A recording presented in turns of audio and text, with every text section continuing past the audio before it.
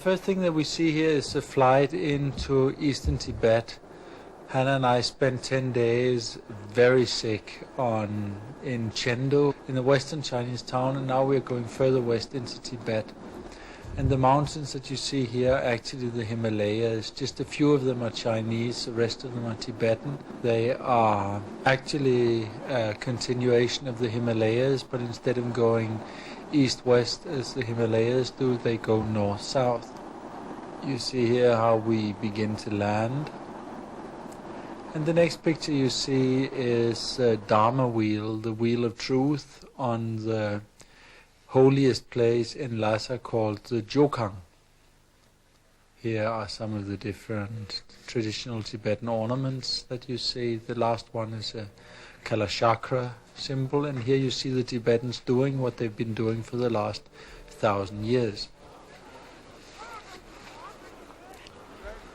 They're offering up incense to scare away negative energies, to invoke positive energies. And you get the whole free feeling, the whole wide feeling of the place. You also see a lot of people doing prostrations, meaning opening their centers of body, speech and mind and sliding out to their full length. And in this way, feeding a maximum of positive impressions into their mind. Here you see somebody teaching her kid. And they don't mind learning because they can feel from the parents that Dharma is a good thing. So, they don't mind learning it themselves. It's just children in cultures that have no roots, that mind learning. In cultures where things make sense, the kids don't mind. And everybody does it, you see, the old lady and so on. And here's somebody offering what's called a mandala. And if you really look at the text, one has to do things in a very complicated, special way, but not everybody reads the text and not everybody cares. Here again is a big open area in front of the Jokang, and it's a very Tibetan scene. Very Tibetan. Quite a few pictures here showing clearly that Tibetans are not vegetarians. They really are not, and they probably couldn't survive where they are for that. Here's butter, and there's the local wise guy getting a little bit for himself. This is the meat market. The big fellow there, with the hair around his head, is a kampa. And there's a lady there trying to check out where the bones are and where the meat is, and to get the meat and not the bones. Here's somebody who works very hard. He's doing not the ordinary around the place prostration that we see. He is doing the prostrations to open up body, speech and mind, right on the street. And here some praying officially. And you can actually live from that. The interest in religion is so deep that whoever sits down to do a puja will really be nourished. It's said to be one of the signs of the blessing of the Buddha's teaching that whoever concentrates on it will be fed. This is a normal way around the Jokang, all the traders, all the people from different parts of the Tibetan culture coming together. And here's a beautiful girl of the clan. And she's really getting self-conscious now. She has a camera on her. She's trying to make her friend, put on a smart face. And when he doesn't, she scratches him a bit, and, well, human way to be. Actually very interesting. Here's Ilse, she was with us on the tour, the blonde-haired one. And here am I in action. I never know how the Tibetans find out that I carry some of the holiest relics of the Karmapy, but they do.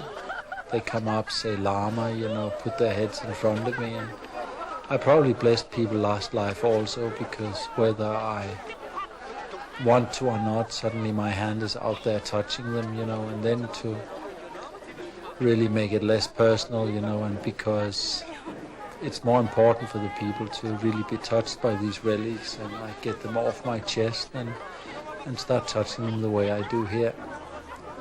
And it's really a good feeling. The energy passes over and something very good happens.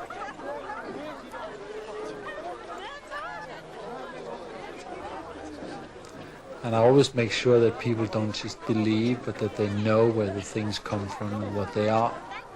So here I'm saying the mantra of our main teacher, the Karmapa, saying Karmapa Cheno, means activity of all Buddhas, think of me, become one with me.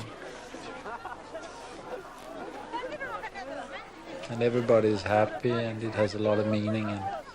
But it was a rough tour. I did 40 minutes of solid blessing that day, or maybe I did longer, but the video this was taken from has 40 minutes of solid blessing, but we didn't want to bother you with all of that.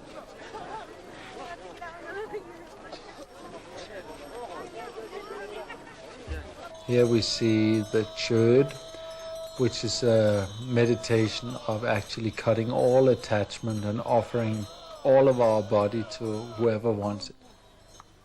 And here's somebody who's discovered the quick prostration way around the jokang. He's really got it worked out. He slides his whole length before touching the ground, and he's a professional. Here then is a shop where they're selling all kinds of little trinkets and things. And here again we are on the wide open area, this time with a lot of nomads who come down.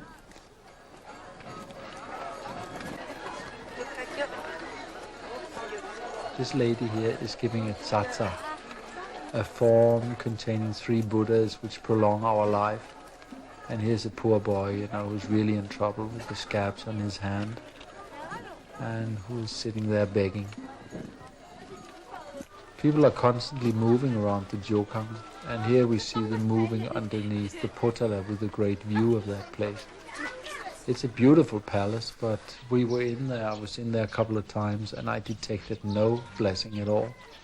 It seems that the Chinese have really been able to disgust away all the positive energies which used to be up there. They've made it into a museum, and that's what it is. I don't know if a Dalai Lama comes to be there again, maybe all the old good energies go back, but the way it is now, it feels very funny.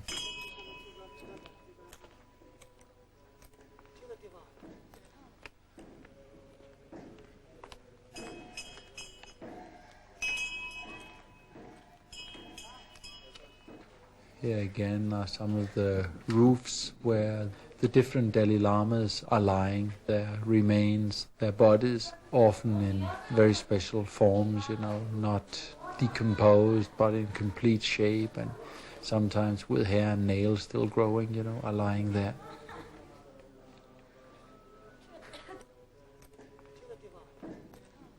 And here are 3 gentlemen from the People's Liberation Army who had the kindness to come to Tibet and drive all the best people into exile. Here we have the Serto, and these gold-plated things, they mean dignity, that the place is something special. And you see here the ceilings, how beautiful old Tibetan architecture really was. The few places it's still standing.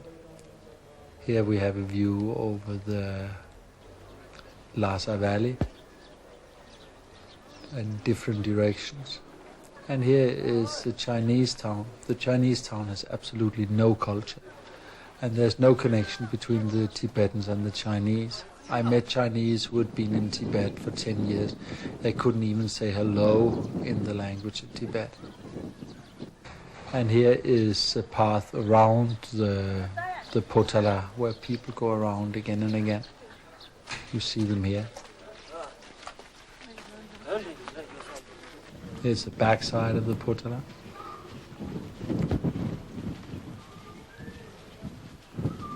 And here you see some of the mural paintings that have been refreshed and renewed because the old ones had been destroyed. Actually, the colors don't always fit.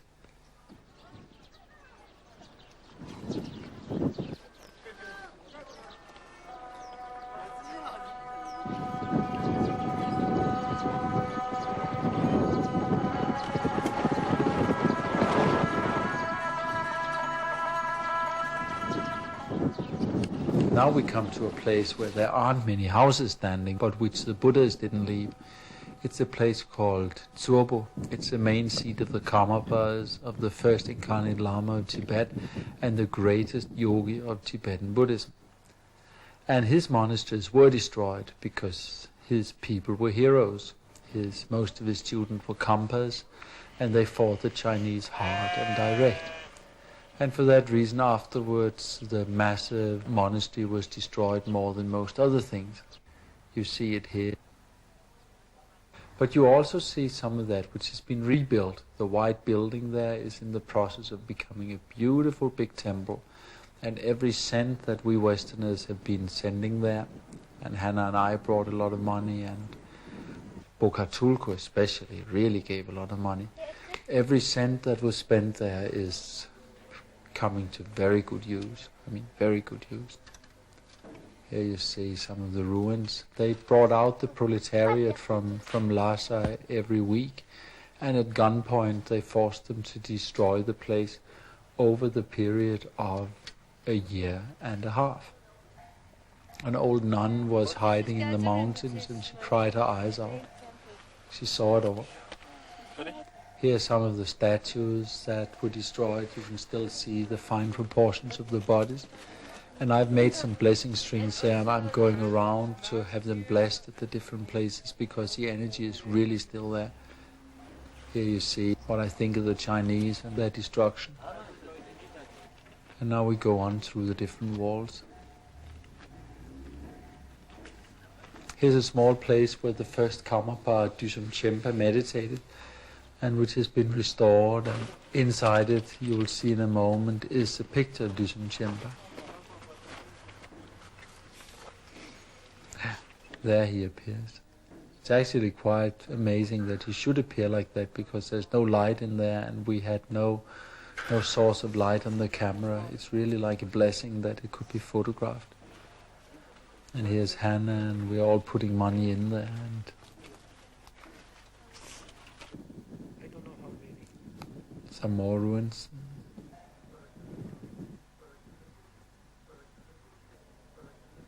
And here's a very special place where the enormous statue was positioned that the second Karmapa Karmapakshi built there, with all the gold and silver that he'd been given by the Chinese.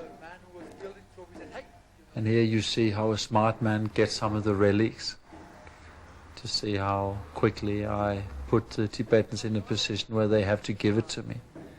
Here, look, I say, these are tsatsas. Wow, then I take a blessing from it.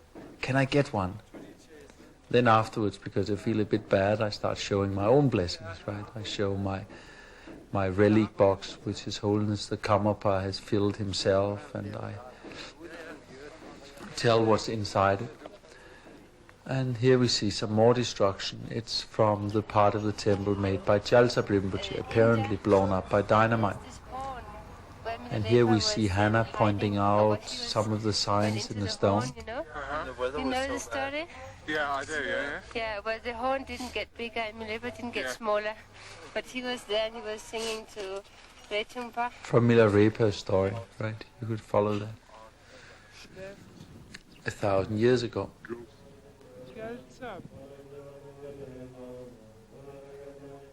Here you have a few instances of seeing how beautiful the wall paintings were before everything was destroyed and the water ran down it. All this was painted. Every single room was painted. They really did good work, the Tibetans. It was very beautiful. They should have built in armored concrete with the people who were coming for them.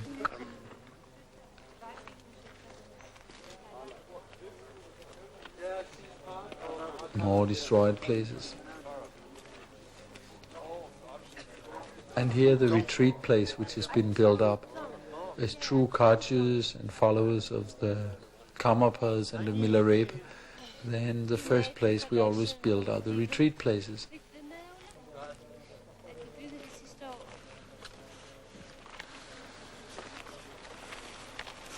Here's the end of the valley, and here we're standing again, and I'm making the blessing knots which we put the energy of a certain Buddha into, and which we then give people to wear around their necks in order to charge them up with that energy. There's a first built monastery at the place, rebuilt underneath the stupa here. And here we're giving some pictures to the local people. They're totally unbashful or shameless or whatever in accepting things. You give them 10 things and still hold out their hands for the 11th. On the other hand, they don't keep them with themselves, they pass them on to others, so everything's all right. And they don't sell them. I mean, they really do pass them on. But look at how many this fellow got. Here again we are having a view of the first reconstructed building in Turku.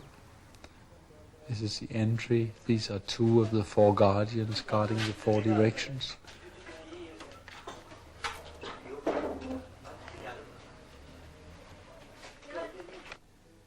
Here's a lady Buddha called Dolka. And here is the main temple building which is being used now. In the upper 2 windows, Hannah and I slept the first night that we came, or the one night that we were there the first time. And I actually saw the local protector.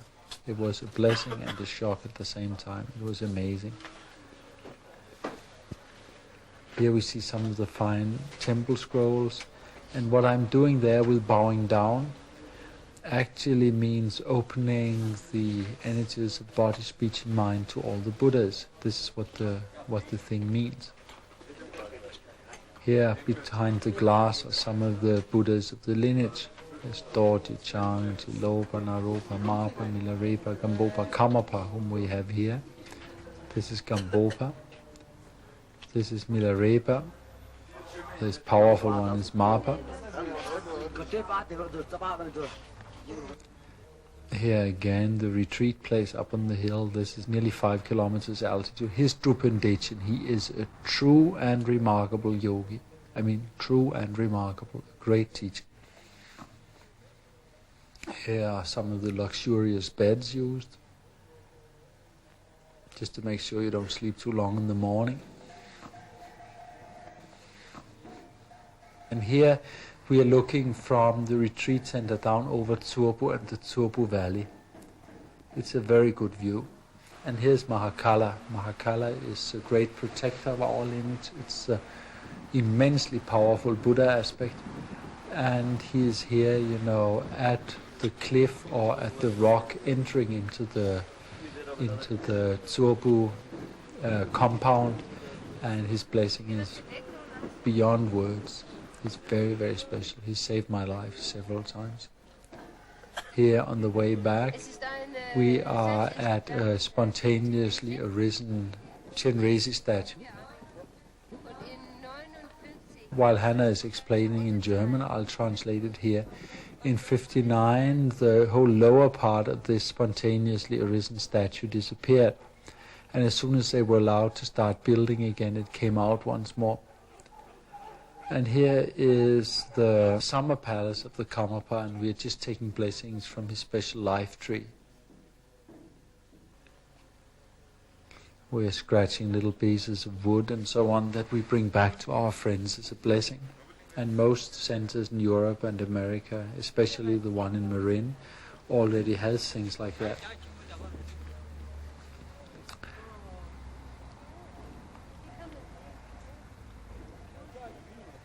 It's a kind of poplar tree as far as I can see. Here are some more destroyed walls and monasteries.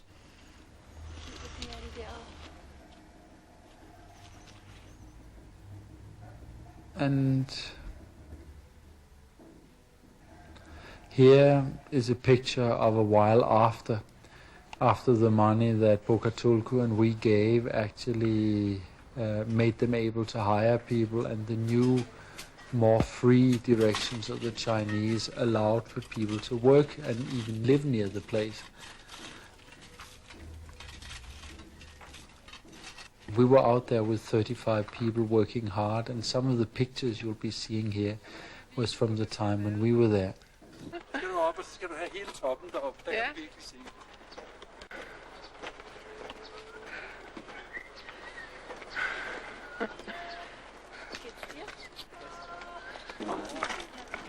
Okay. Here they got new wood from Kongpo, from southern Tibet, which has to travel 2 weeks in a truck in order to get to them. And everything is done with hand tools, no electricity, nothing. This is the main temple we helped them build. Our 35 Scandinavians and Germans were working here to build it all up. And you can see how well they work. I mean, the style is as good as before, and it's amazing, the work. It's really good, well done. Here, to keep it all together, they're putting metal around it. And you can see the woodwork, how exquisite it really is. Actually, there's a lot of Greek influence, Dorian, Aeolian and Ionian influence in the different pillars and the structure of the temples.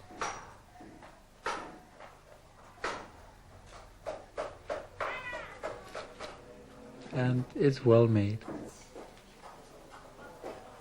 It's wonderful to see that the old quality is not so much superior to what they're doing today.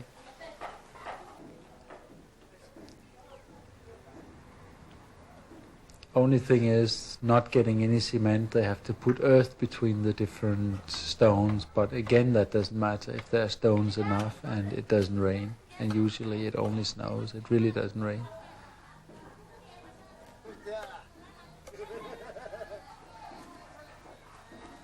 And anyway, they have enough people to put it up again, put up the walls that come down. Here you see the exquisite carving work that has been done. You see all the different ornaments that have first been cut into a thin layer of wood, and this thin layer of wood has then been put on the pillar itself, and this then becomes the ornament. And look here, this was what it looked like the first time.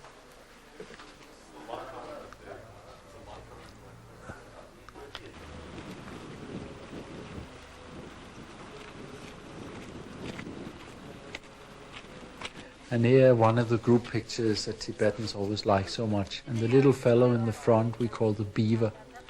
And it's actually his heroic endurance, his hard work, which has made it possible for us to do the things in Tsurbo we wanted to do. It's due to him. And these 4 people had made themselves monks, probably because they were monks in former lives. Not just because the girls were drinking butter tea, but because they really had a strong tendency towards it. And here are some of these old ones, the old monks there. They've been damaged. I mean, they've really been tortured to a point where they're not fully functioning today. But still they're brave, they do their best, you know, and I mean, it's actually touching. So having been there, we decided that Lhasa was full of tourists, or would be anyway very soon when the weather got warm. So we got on a truck going to the south and afterwards to the east. So we drove all night to get out of Lhasa before the Chinese border posts and the different guards were armed, you know, and out there looking for people. And we actually managed to go around the whole thing, and here we are on our way. Here we are waiting for darkness to fall so we can pass on, because most of Tibet is traveling at night. During the daytime, from 8 morning to 6 afternoon, the Chinese are at the post, so nobody travels because they get checked out and asked and so on. And when the Chinese go home, everybody travels, so that's the way Tibet is. China at day and Tibet at night.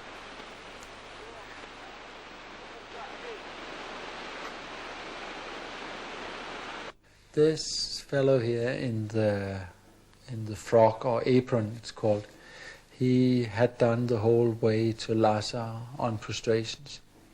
And up here is where we used to live. It was beautiful in the snow, lying there in our sleeping bags looking out.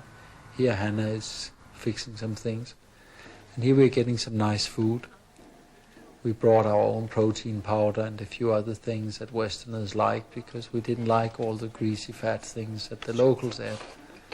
And then we mixed it with the tsampa and so on, and it was, well, as delicious as you get it there. Anyway, the people were wonderful. This place is called Bomi, and it's where most of the wood of Chinese is being pulled off the mountains. Here's an old monastery that's been destroyed. Not much is left.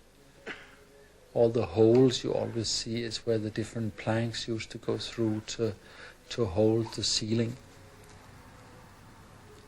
Om Wagi Shori Mom, Om Mani Pema Hong, Om Benza Pani Hong. And here's the young couple, you know, on a holiday. And here it's cold. I tell you, this is cold. This is evilly, really cold. We're going over a pass that's close to 18,000 feet. It's in the depth of winter. It's eastern Tibet, or central eastern Tibet, and it's cold. Some of these stretches here, you know, not many cars get through, and many cars, you know, have a few dead people on them by the time they arrive, because people just can't take the exposure. It's really cold. I mean, we're suffering there. We take care of our women, of course, make sure they get all the heat and everything that they need, but I mean, it's cold.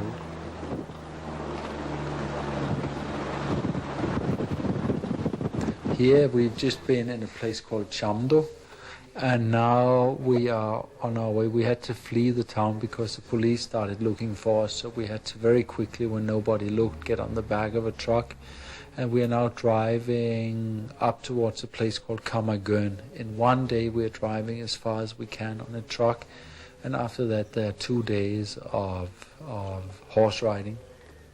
And here it's one of those wonderful situations where there aren't so many people that, you know, I can't really go into blessing every one of them. It's much more satisfactory to feel the energy go in and feel the whole power field being transferred. But you'll also see I don't just give the people the strings for long life and blessing, but I always insist on not just believing, but knowing. So in my best Tibetan, which isn't so good actually, I'm just telling them, you know, who gave the initiations that are on the strings and what the meaning of them is and so on. They're not quite used to that. They're more used to just getting strings. But I mean, I really think people should know. I mean, if you're going to help others, you know, you've got to know what helped you, right? So, well, this is just a cut from the whole long thing. If you saw the whole long thing, you would see them turning around again and again in order to get, you know, more strings.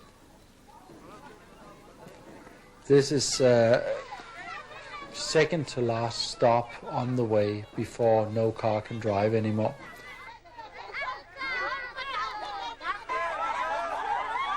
And you see all the people coming out. They've never seen people like us. There's never been a white person here before. So they're just looking and thinking, what is that? You know, they're really... And now they begin to feel that there might be something religious or something special there. They're just getting up to the feeling. And now here they come, right? Here they come. And I always try to give them the different strings first, which have been blessed by my own teachers, you know.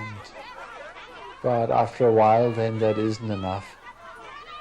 And then I take out the box with the Karmapa's relics, and at that time, you know, they really get benefit.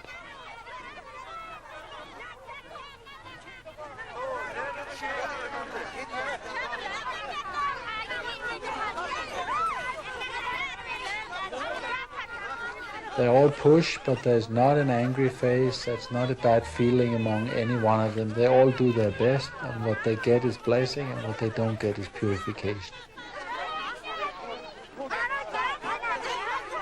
Now the more important part of putting the relics on their heads. And you'll see this little green fellow, for instance, how often he comes up there pretending he isn't there. In the end, and that's not on this tape, he actually borrowed a hat from somebody to look as if he was there for the first time. So, I mean, they know what it's good and they don't mind having it a few times.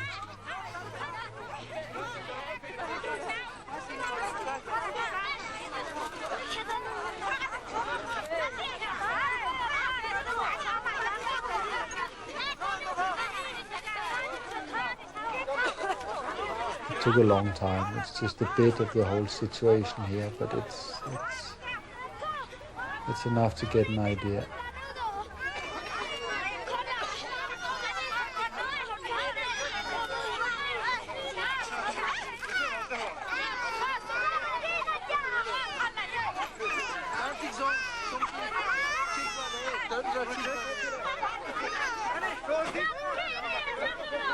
But actually it's meaningful. Some of these people haven't been seeing a Lama since 59, and they're very happy. And also it's amazing the way they smell you out. They look at you, you know, they feel something, and suddenly you have their head there at your chest and they expect a blessing. Look at the old lady there, how happy she is. And they heard about that for so long, back to the time when Tibet was free. That happened all the time. Now for so many years it didn't happen. Here again there's a time to give a proper blessing. That is the last place. That's where every truck stops, because nobody can go past that place. From there then we'll be going for 2 days on horses.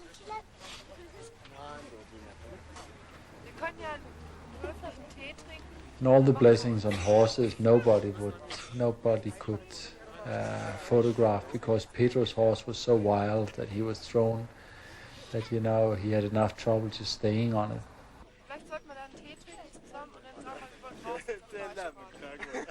It's nice to really have time to concentrate on the people and give them some blessings. And these fellows with the red strings in their hair, they're real Kampas. They're the warrior tribe. They're the exciting people in Tibet. And here you see us crossing over the bridge. And this is how the caravan looks for the next 4 days, except when the horses throw sometimes one and sometimes another man off, as they do.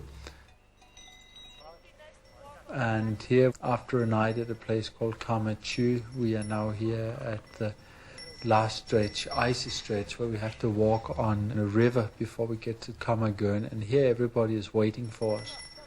And Karma Kagyu, you know, was built by the first Karmapa around 1150 or 60. It's one of the first things he made after his full enlightenment. And here we are just greeting the people and also bowing down to this place, because it's something very holy and special. It's really a special, fantastic place.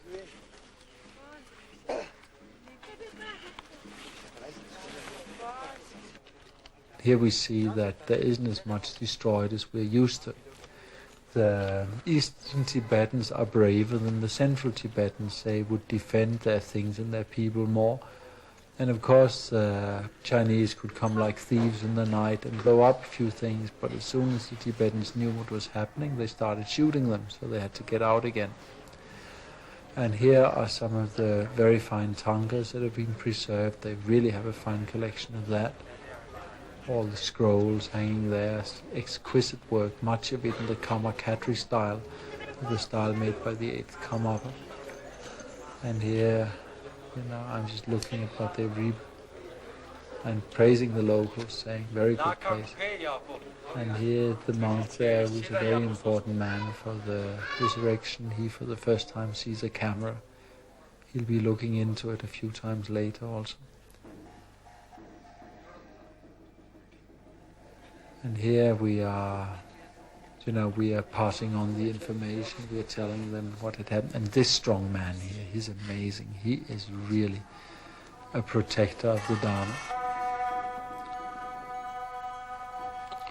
Here some of them sitting, you know, and the upper one is a tulku of Karl Rinpoche's, but he's been too damaged, you know. He was very difficult to make contact with him, you know. He was really like, he'd been harmed, he clearly had. Here is the main Buddha, which is a replica of the old Buddha that was destroyed when the Chinese came. And we see here some of the bodhisattvas and things around it. And Pedro is just telling me to stay for a moment for a shot. He says, stand. And here you see the face, the meditational eyes, the whole beauty of it. And much of it is clay, but a lot of it is also already covered by copper. And all the holy things from the old Buddha were actually preserved. Some things a little bit tattered because it was blown up, but everything was there. The Chinese didn't know what it was and didn't take it along. It's made in the beautiful Alchi style. It's called an age-old style, which you also find in Ladakh. And you know it by the off-white bodhisattvas and their long stomachs. They have exceedingly long stomachs always. That's a special sign of them. Here you see some murals that have been destroyed by water.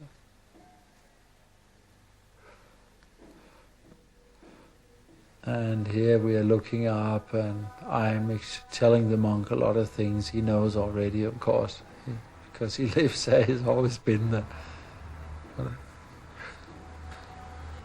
And here's a little fellow who carries everything.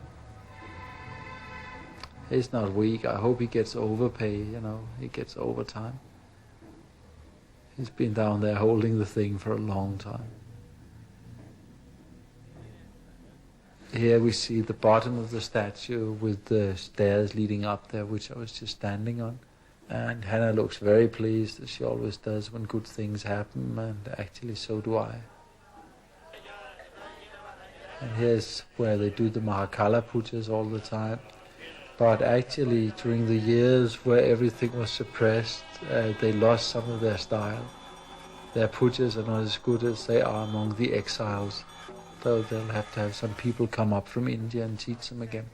Here's the 9th Karmapa who did very important work here in Karma Kagyu.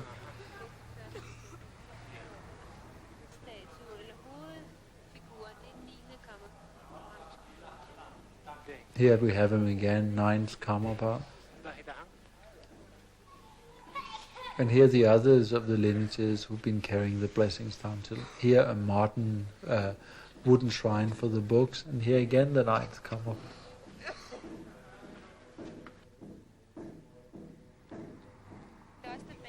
Now we are hearing about the surroundings, how the different Karmapa energies have been manifesting in the different hills and mountains and places and open spaces around.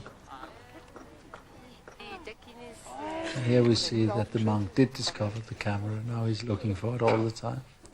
But I mean, he never saw anything like that before. And here the pointed place, the rock up there, is where the 2nd Karmapa meditated, Karmapakshi.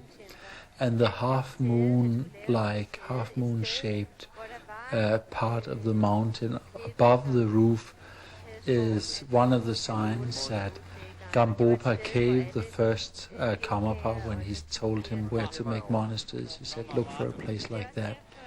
And all the other signs also fit, and that's why this Karma Kagyu appeared where it was.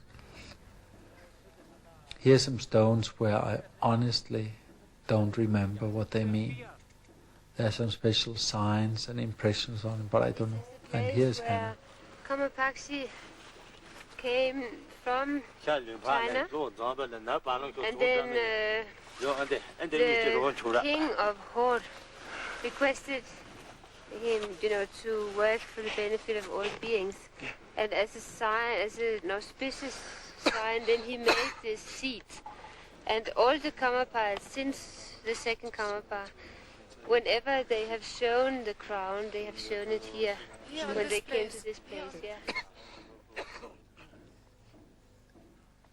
Here we're going on, the whole lot of us, all 6. And we're coming inside the stupa house, which we're seeing here, with a lot of very fine art on the walls, but most of it destroyed. In the middle is a stupa which is gold-plated and contains a tooth of the 2nd Karmapa, for which reason a lot of people who had toothache would come and lean their heads against the stupa and would get well. You could see that they haven't attacked it in the usual way with pickaxes. They've run in, placed some dynamite, blown the place up, and as soon as the Tibetans started coming to see what was going on, they were gone again. It's not the treatment that they gave in Sorbo, where everything was destroyed. Walking here means that you won't fall into lower states of existence. Oh, good. Yeah, Hannah looks really happy. And the monk is telling a lot of things about the 3 statues here, where the central one is from Siddha Rinpoche, the first Siddha Rinpoche.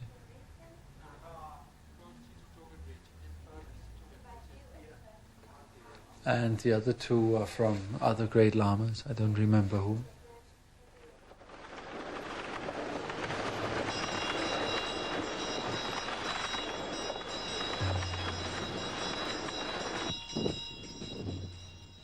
So on the way back from Karma Kagyu, we had to stay 3 days because the truck had broken down. They always break down. We were always lucky they didn't break down on the high passes. Actually, the motors they have are benzene motors with side ventilation, and it's a German construction from 34. And here we have a view into the courtyard.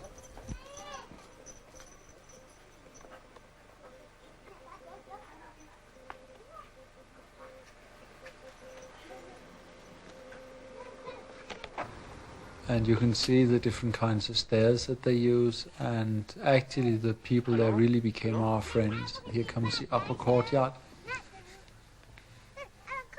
And it's a way that a lot of people have been building all over the world, because they're building with the materials which are there. Then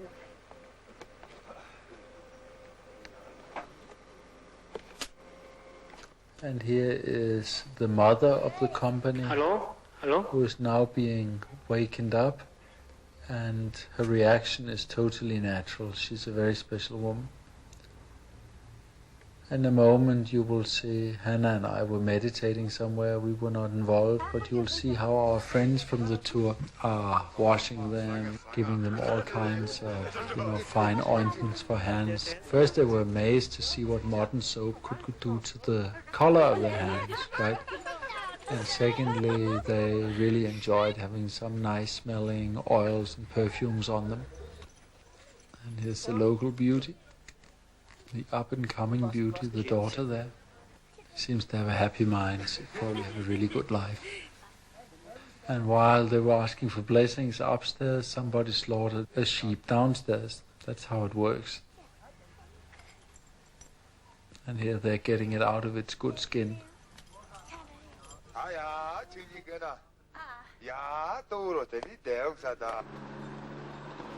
Here we are back in Chamdo. Here comes People's Liberation Army again.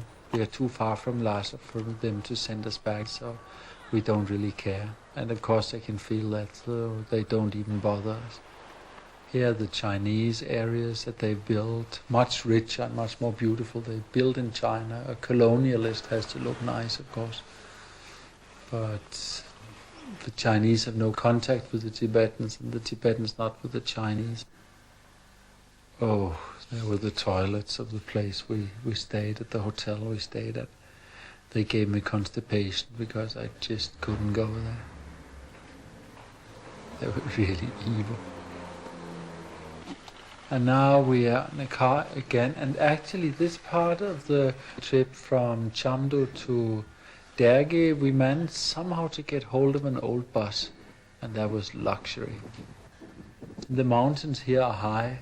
This is where the Himalayas start going north-south instead of east-west, and there we have to cross over some high passes. Some of the passes were nearly 18,000 feet. And here then we've come to Derge, and Derge has been badly destroyed. It used to be the main town of eastern Tibet, but after the Chinese really took the eastern third of Tibet, called Amdo and Kam, then it's a border town on the Chinese side. There is a beautiful place called Bakor, which is a Tibetan library where they print a lot of the texts. Here are some of the typical Derge style with wood upstairs and bricks or stones underneath, like they used to build in Göteborg in Sweden.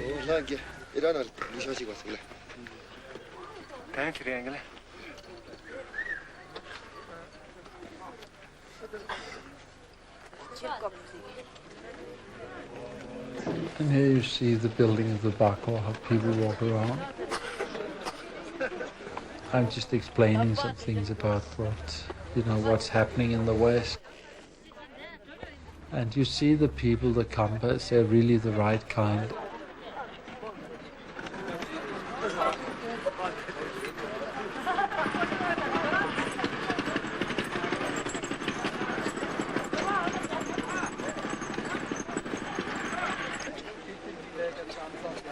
I'm telling what's happening in the West, how the Dharma is spreading, what Rinpoches have gone where.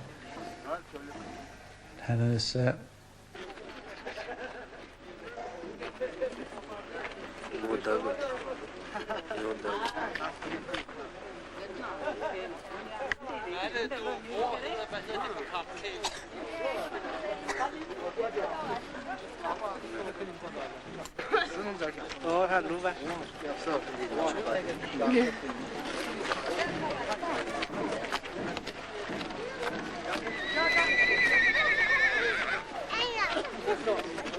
and here you see the building of the Bako, how people walk around clockwise, as we always do.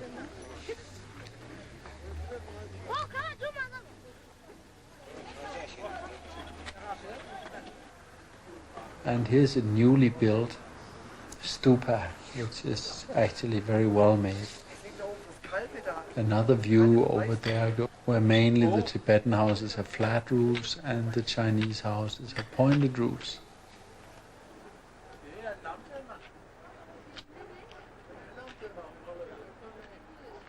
The Tibetans didn't know anything about aeroplanes and bombs, so they thought gigantic metal birds were flying through the valley and dropping eggs which exploded. So they were totally amazed. And one can still see the destruction in many places.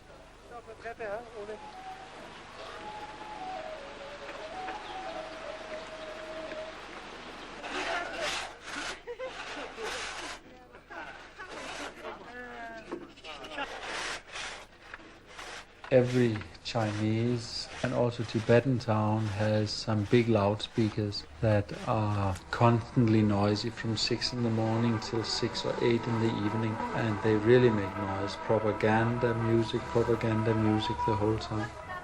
Here's the owner of the hotel, the fat gentleman there. We thought he was on our side, but he probably was being paid by the Chinese. The police station. And now we are on our way from Derge to Kanse, and there we are really crossing some very high passes. And the one we are going over is evilly high. It's 5.6 kilometers high. It's just very high.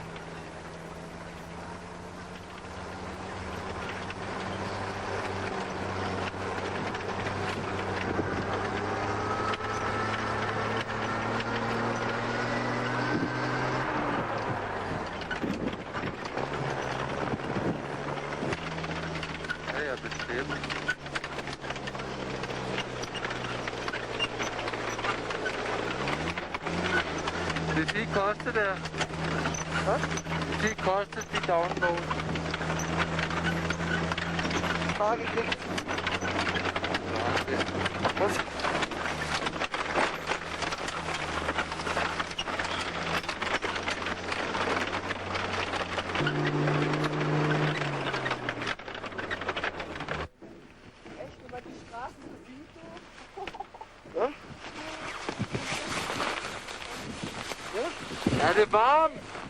Schmeiß rein. Det er ret specielt. Hanna, in den Downhosen gibt's kein Frieren mehr. Was? In den Downhosen gibt's kein Frieren mehr.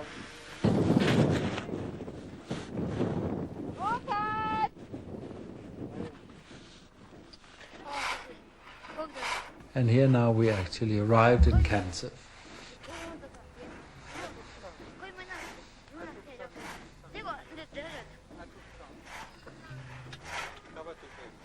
Here you see some of the sides up to the Kanse Gumba, which was really erased, which was really destroyed.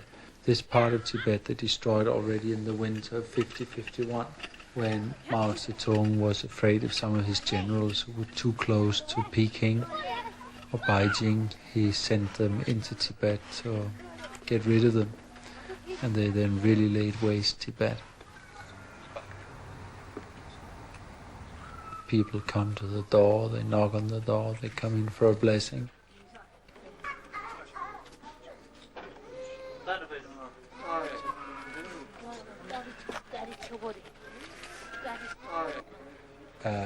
beautiful old Sakya monastery that also hasn't been destroyed. And to the left is a canopy, the banner of victory actually it's called. You see, nothing has been destroyed. It's an exquisite building. The Chinese left 13 out of 3,500, institutions and places, and this is also one of them.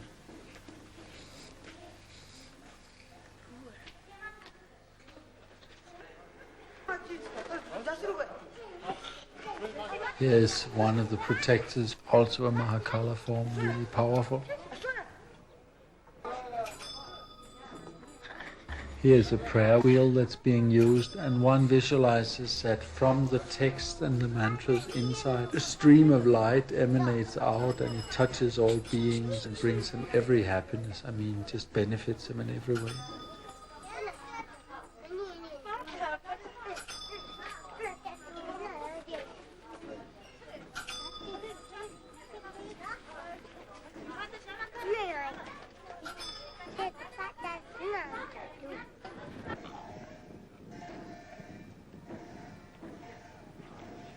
Here again we have some of those immense block houses which are really up to Swedish standard, they're very good. Here we are coming down, we're walking through town. And we walk by some people shooting pool.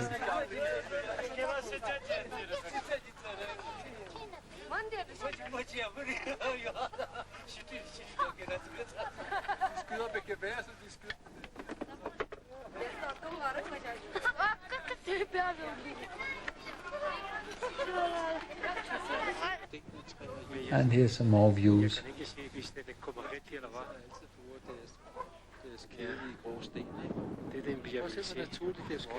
And on the way there, we both had a real shock-like experience, Hannah and I, even though everything was totally dusty and we couldn't see a thing. There was a big castle, a silhouette like a lot of houses built together, so they became a castle, which totally took us in, which totally amazed us. And afterwards we found out that this was where the 16th Karmapy had been born. It was a place called Adruptsang. It was the town of Denko where the archer Denma had once been standing. Here are some kids coming out of the monastery. And you see how natural they are, how relaxed and how easy and how really nice they are to be with. They are not treated softly. They are hit on the heads if they do something wrong, but because the system fits, they get confidence. And here then we are in another town which is actually like a jail town. People come from everywhere. They are ordered into work by police and officers, and the place has a really rough penal colony atmosphere. But the people want blessings just like everybody else. It's a joy to be able to give it to them. So Himalayan Tibetan Buddhism still functions. It functions in many places. It attracts people in the West because it is so evident that it benefits beings. And of course the people who are grown up with it don't want anything else. We think it's a great honor to have been told by the Karmapa to spread Buddhism, especially in Central Europe, but also to go everywhere else and pass on whatever the teachings of the lineage is. And I hope very much that we may meet with you sometime, be it in some of our American centers, or be it in Europe or anywhere else in the world.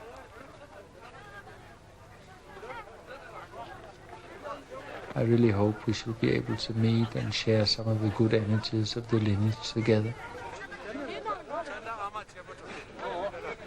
So thank you very much and see you soon.